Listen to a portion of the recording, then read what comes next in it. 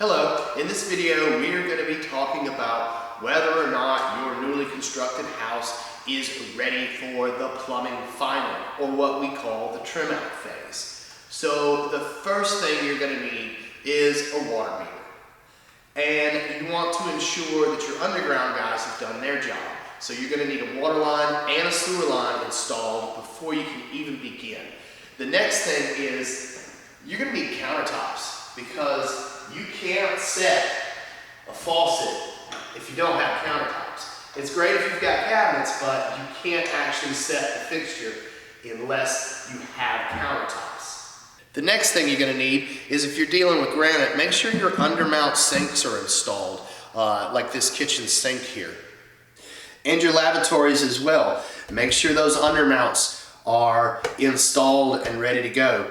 Now, there's other countertops out there like cultured marble. They're already going to be made together. That's one big solid piece, so you're not going to have to worry about it. But some of our builders still use what they call formica, or a laminate wood top, and they have a drop-in bowl. And you're going to have to make sure those holes are cut for you already, so that we can install our drop-ins. The next thing you're going to need is your flooring, because you can't install a toilet on a bare floor. Your floor has to be completed. So you're going to have your countertops, your sinks, and your floors. Now your tub showers and stuff, they're pretty much going to be ready to go because they're installed at rough-in. So you will be able to trim this out, but you don't want your plumber making several trips, because they're going to charge you for that.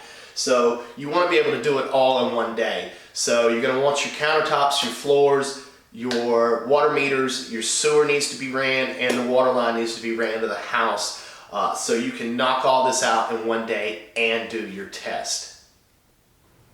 One more thing you need is your siding. You have to have, whether it's vinyl, hardy plank, brick, or whatever siding on the house, you have to have that installed if you're installing a tankless water heater. Now, if it's a tank water heater, it's going to go in the garage on a stand, and that's not a big deal. But most houses have tankless water heaters now, and you're going to have siding to mount that. You can't just hang it on the OSB and let them vinyl around. It looks like crap. So you have to have siding. So if you have all those things, you're ready for your plumbing final. You're ready to call that plumber and say, hey, my house is ready to be trimmed out. And they should show up in a day or two and knock it out. Well, that's it. Just the basics on before you even get started on trimming out a house. Thanks, everybody.